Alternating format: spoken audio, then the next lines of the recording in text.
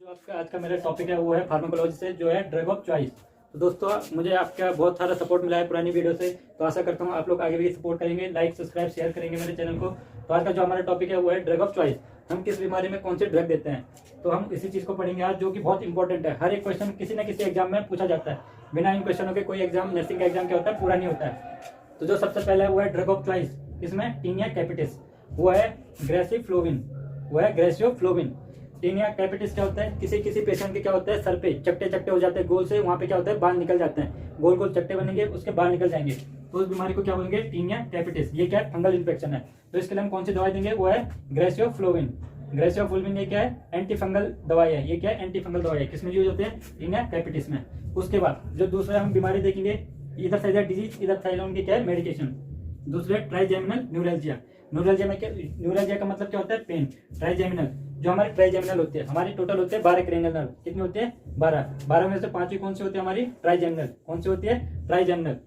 तो जो 5 होती है ट्राइजेमिनल हमारे। तो जो चौथी हमारी क्रेनियल नर्व होती है वो कौन से होते हैं, ट्रोक्लियर। जो पहला होते हैं वो कौन से होते हैं, ऑल्फैक्टरी। दूसरी होती है वो कौन से होते हैं, ऑप्टिक। तीसरी कौन से होते हैं, ओक्यूलोमोटर। चौथी कौन से होते हैं, ट्रोक्लियर। 5वीं कौन से होते हैं, ट्राइजेमिनल। जो हमारे ट्राइजेमिनल नर्व है, जो हमारे फेस को और हेड को जाती है, इसमें क्या होता है, न्यूरल्जिया, इसमें पेन होता है। अगर इसमें पेन होगा, ट्राइजेमिनल न्यूरल्जिया है, उसकी ड्रग ऑफ चॉइस कौन सी है, कार्बामाजिपिन। कौन से, कार्बामाजिपिन। किसमें, ट्राइजेमिनल न्यूरल्जिया में। हमारी 6 क्रेनियल नर्व कौन सी थी, एब्ड्यूसेंट। 7वीं कौन सी होती है, वेगस। तो हमारे टोटल क्रेनियल कितने होते हैं, 12। तो इसकी जो ड्रग ऑफ चॉइस है ट्राइजेमिनल न्यूरल्जिया, वो क्या है, कार्बामाजिपिन। ओके। उसके बाद आता है गाउट। गाउट मीन्स गठिया। गठिया 2 तरीके से होता है, एक होता है एक्यूट, एक होता है क्रोनिक। गठिया कब होता है, जब हमारा यूरिक एसिड क्या हो जाता है, इंक्रीज होता है बॉडी में।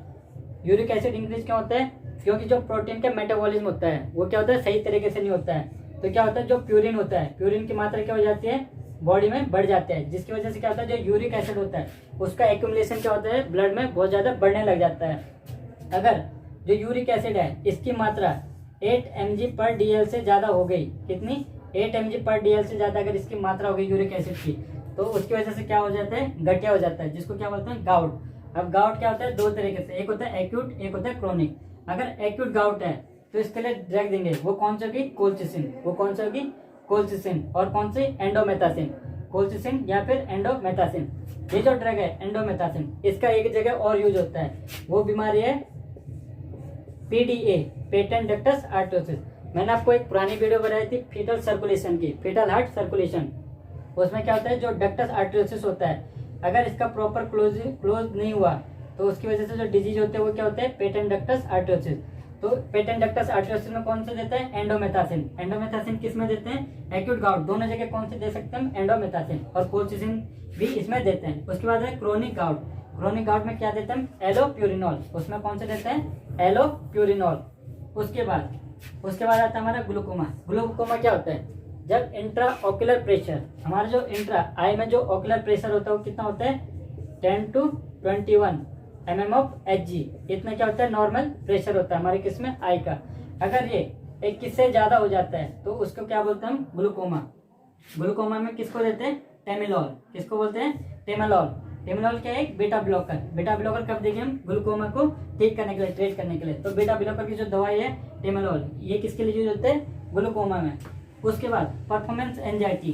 परफॉर्मेंस एंजाइटी क्या होती है, जब हम कभी कोई स्टेज में जाते हैं या फिर कहीं भी जाते हैं, उसकी वजह से हमारी क्या हो जाती है, एंजाइटी होता है, बीपी वगैरह सब बढ़ने लग जाता है। तो परफॉर्मेंस एंजाइटी के लिए कौन से ड्रग यूज में ली जाती है, प्रोपेनोलॉल।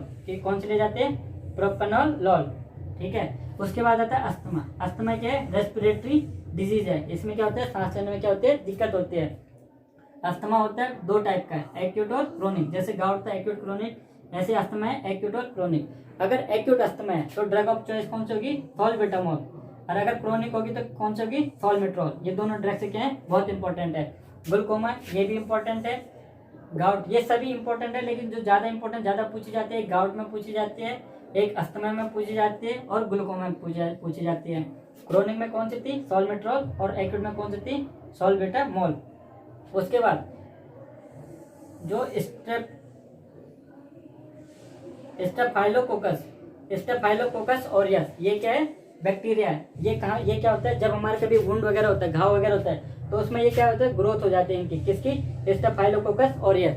ये क्या करते हैं, घाव को क्या करने लगे, पकाने लग जाते हैं। अगर घाव पकने लग गया, उसमें क्या है, स्टेफाइलोकोकस ऑरियस का इन्फेक्शन हो जाता है, तो हम कौन सी दवाई देते हैं, क्लोक्सासिन। कौन सी देते हैं, क्लोक्सासिन। क्लोक्सासिन क्या है, ये एक पेनिसिलिन एंटीबायोटिक्स है। पेनिसिलिन का क्या है, ये प्रोडक्ट है, कौन सा, क्लोक्सासिन। किसमें यूज होते हैं, अगर वुंड में स्टेफाइलोकोकस ऑरियस की ग्रोथ होने लग जाती है, इन्फेक्शन होने लग जाती है, कौन से देंगे, क्लोक्सासिन। अगर स्टेफाइलोकोकस ऑरियस ये क्लोक्सासिन को भी रेजिस्टेंट कर जाता है, मतलब इससे भी कोई प्रभाव नहीं पड़ता, तो तब कौन से देंगे, मेथिसिलिन। तब कौन से देंगे, मेथिसिलिन। ये क्लोक्सासिन रेजिस्टेंट स्टेफाइलोकोकस ऑरियस, तब अगर ये दवाई काम नहीं करेगी तो कौन से देंगे, मेथिसिलिन।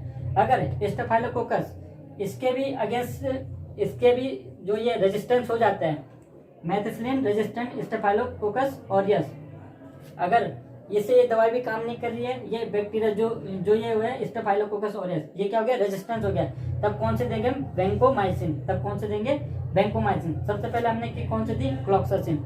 अगर ये स्टेफाइलोकोकस ऑरियस इसके भी रेजिस्टेंस हो गया तो हमने क्या दी, मेथिसिलिन। अगर फिर भी रेजिस्टेंस हो गया इसके भी खिलाफ, मरसा बोलते हैं जिसे, तो कौन से देंगे, वेंकोमाइसिन। जब हम वेंकोमाइसिन देते हैं, जो सबसे इंपॉर्टेंट क्वेश्चन पूछा जाता है, इसका साइड इफेक्ट क्या है। वेंकोमाइसिन का साइड इफेक्ट होता है रेडमैन सिंड्रोम। रेडमैन सिंड्रोम क्या होता है, बॉडी पे लाल लाल कलर के चट्टे बन जाते हैं। तो ये था मरसा, MRSA, methicillin resistant staphylococcus aureus. अगर स्टेफाइलोकोकस ऑरियस इसके भी रेजिस्टेंस हो जाता है, किसके, वेंकोमाइसिन के लिए, तब कौन सा देते हैं हम, लिनाजॉइड। तब देते हैं हम लिनाजॉइड। तो ये ड्रग्स बहुत इंपॉर्टेंट है। मरसा पूछा जाता है, वर्षा पूछा जाता है, CRSA पूछा जाता है। ये क्या है, पेनिसिलिन के प्रोडक्ट हैं। तो स्टेफाइलोकोकस ऑरियस क्या होता है, उनको क्या करता है, इन्फेक्ट करता है। तो वेंकोमाइसिन की वजह से क्या होता है, रेडमैन सिंड्रोम, ये क्या इसका इफेक्ट होता है। अब पढ़ेंगे हम आगे इसके दूसरे टाइप। बाद जो हमारा नेक्स्ट था वो था टोनिक क्लोनिक और मायोक्लोनिक सीजर में कौन से ड्रग ऑफ चॉइस होती है, वो होती है सोडियम वॉल्पेरिक एसिड। वो कौन सी होती है, सोडियम वॉल्पेरिक एसिड। टोनिक क्लोनिक और मायोक्लोनिक ये क्या है, सीजर के टाइप है। सीजर क्या होता है, जर्किंग मूवमेंट। सीजर क्या होता है, jerking movement in body, normal jerking movement, उसको क्या बोलेंगे, सीजर। सीजर होते हैं दो टाइप का, कौन कौन सा, पार्शियल और कंप्लीट। पार्शियल मीन्स क्या होता है, ये ब्रेन के किसी एक छोटे से पार्ट की वजह से आते हैं, कौन सा, पार्शियल सीजर। जबकि कंप्लीट और जनरलाइज, इसका दूसरा नाम है कंप्लीट का जनरलाइज सीजर। इसमें क्या, होल जो पूरा ब्रेन है उसकी वजह से जो सीजर आते हैं उसको बोलते हैं जनरलाइज सीजर। जो कंप्लीट सीजर होते हैं ये होते हैं चार टाइप के। पहला होता है टोनिक क्लोनिक, दूसरा होता है मायोक्लोनिक, तीसरा होता है अब्सेंट सीजर, चौथा होता है एटोनिक सीजर। चौथा होता है एटोनिक सीजर। अब जो ये दो कंप्लीट सीजर के दो टाइप थे, टोनिक क्लोनिक और मायोक्लोनिक, अगर ये टाइप के सीजर हैं तो उसके लिए ड्रग ऑफ चॉइस कौन सी होगी, सोडियम वॉल्पेरिक एसिड। अगर अब्सेंट सीजर है, अगर कौन सा है, अब्सेंट सीजर है, उसके लिए ड्रग ऑफ चॉइस कौन सी होगी, इथॉक्सामाइड। उसके लिए कौन सी होगी, इथॉक्सामाइड। उसके बाद नेक्स्ट बात करते हैं इक्लेम्सिया। इक्लेम्सिया क्या होता है, प्रेगनेंसी कंडीशन जिसमें क्या होता है, ब्लड प्रेशर, जो प्रेग्नेंट लेडी है उसका ब्लड प्रेशर क्या हो जाता है, बहुत ज्यादा हाई हो जाता है। हाई होने के साथ साथ सीजर आते हैं तो उसको बोलते हैं इक्लेम्सिया। इक्लेम्सिया के लिए जो ड्रग ऑफ चॉइस है वो कौन से है, MgSO4। वो कौन से है, MgSO4। अगर MgSO4 की मात्रा क्या होगी, ज्यादा होगी तो ये बॉडी में क्या करता है, टॉक्सिक इफेक्ट करने लग जाता है। तो MgSO4 का जो एंटीडोट है वो कौन सा है, कैल्शियम ग्लूकोनेट। कौन सा है, MgSO4 का एंटीडोट कौन सा है, कैल्शियम ग्लूकोनेट। ये क्या है, ये भी क्या होता है, बार बार पूछा जाता है। और कैल्शियम ग्लूकोनेट और किसका एंटीडोट है, के का। पोटेशियम का एंटीडोट कौन है, कैल्शियम ग्लूकोनेट। कैल्शियम ग्लूकोनेट किसका है, MgSO4 और पोटेशियम का। तो ये कब दी जाते हैं, इक्लेम्सिया को ट्रीट करने के लिए। प्रीक्लेम्सिया क्या होता है, प्रीक्लेम्सिया में क्या होता है, सीजर नहीं होते। अब जो नेक्स्ट डिजीज है वो है हर्पिस। किसकी वजह से होता है, हर्पिस जोस्टर। जो हर्पिस होती है उसके ड्रग ऑफ चॉइस कौन से है, एसाइक्लोविर। कौन से है, एसाइक्लोविर। उसके बाद आता है स्वाइन फ्लू, ये बहुत इंपॉर्टेंट है swine flu. Drug of choice swine flu क्या है, ओसेल्टामाविर। उसके बाद हेपेटाइटिस सी, अगर किसी को हेपेटाइटिस सी है तो उसके लिए कौन से ड्रग देंगे, रिवाविरिन। कौन से देंगे? हेपेटाइटिस सी में रिबाविरिन। जबकि अगर हेपेटाइटिस बी है, हेपेटाइटिस सी में क्या लेते हैं? रिबाविरिन। हेपेटाइटिस बी में क्या लेंगे? इंटरफेरॉन अल्फा प्लस इंटरकाविरिन, एंटीकाविर। अगर हेपेटाइटिस बी है तब कौन से देंगे? Interferon alpha plus entecavir. ठीक है, ये ड्रग ऑफ चॉइस बहुत इंपॉर्टेंट है। Swine flu, oseltamivir, eclampsia, MGS4। इसके बाद बात करते हैं प्री एक्लेम्सिया। प्री एक्लेम्सिया में क्या होता है? सिर्फ क्या होता है? ब्लड प्रेशर क्या होता है? हाई होता है। प्री एक्लेम्सिया में क्या होता है? बीपी क्या होता है? बहुत ज्यादा होता है। लेकिन एक्लेम्सिया में क्या होता है? सीजर होता है। प्री एक्लेम्सिया में क्या होता है? सीजर क्या होता है? नहीं होता है। ये दोनों में क्या होता है? डिफरेंस होता है। प्री एक्लेम्सिया क्या होता है? आफ्टर बीक वीक के बाद क्या होता है? जो प्रेग्नेंट लेडी होता है उसका ब्लड प्रेशर क्या होने लग जाता है? इंक्रीज होने लग जाता है, एडिमा होने लग जाता है, जिसको क्या होते हैं? Pre eclampsia. Pre eclampsia condition को ट्रीट के लिए कौन सी दवाई देंगे? Methyl dopa. कौन से देंगे? Methyl dopa, alpha methyl dopa. अगर आपके ऑप्शन में आएगा अल्फा मिथाइल डोपा तो वो किसमें यूज होगी? Pre eclampsia. ये क्या है? First line drug. किसमें? प्री एक्लेम्सिया में। अगर मिथाइल डोपा आपके ऑप्शन में नहीं है, क्या है? लेफ्टालॉल। क्या है? लेफ्टालॉल। लेफ्टालॉल क्या है? Second choice of treatment. Labetalol क्या है? सेकंड चॉइस ऑफ ट्रीटमेंट किसमें? प्री एक्लेम्सिया में। जबकि फर्स्ट कौन से? मिथाइल डोपा, क्योंकि क्या है? इससे ज्यादा सेफ है, इसलिए इसको प्री एक्लेम्सिया किसको यूज किया जाता है? मिथाइल डोपा का। अब हम बात करते हैं उसके अलावा जो डिजीज है उनमें कौन कौन से दवाइयां क्या कहते हैं? ड्रग ऑफ चॉइस कौन कौन से यूज की जाते हैं? सबसे पहले जोलिंगर इलिप्सन सिंड्रोम। जोलिंगर इलिप्सन सिंड्रोम, इस डिजीज में क्या होता है? इस डिजीज में क्या होता है? जो हमारा HCl होता है, गैस्ट्रिक जूस होता है, उसका जो सिक्रीशन होता है वो क्या हो जाता है? बहुत ज्यादा हो जाता है। बहुत ज्यादा सिक्रीशन क्या होगा तो उससे क्या होगा? एसिड की मात्रा ज्यादा होगी स्टमक में, उसकी वजह से क्या होगा? पेप्टिक अल्सर हो जाएगा। तो जोलिंगर इलिप्सन सिंड्रोम में कौन सी दवाई देता है? पेंटाप्रोजोल। कौन से देते हैं? पेंटाप्रोजोल। ये क्या है? Protein pump inhibitor. पेंटाप्रोजोल क्या है? प्रोटीन पंप इनहिबिटर, इसकी क्या है? ड्रग। तो जोलिंगर इलिप्सन सिंड्रोम में ड्रग ऑफ चॉइस की थी पेंटाप्रोजोल। इसका एक क्वेश्चन और आता है जोलिंगर इलिप्सन सिंड्रोम का। एक ट्रायड होता है। ट्रायड मींस क्या होता है? 3 चीजें इसमें देखी जाती है। सबसे पहला होता है ट्यूमर, ज्यादा एसिड सिक्रीशन होगा स्टमक में, उसकी वजह से क्या होता है? ट्यूमर। किसका ट्यूमर? जो पेनक्रियाज होता है। क्या होता है? पेनक्रियाज क्या होता है? ट्यूमर होता है। पहला सिम्टम ये होता है। दूसरा क्या होता है? Peptic ulcer. जो पेप्टिक जो स्टमक क्या होता है उसमें क्या होता है? अल्सर हो जाता है ज्यादा, किसकी? HCl के प्रोडक्शन की वजह से।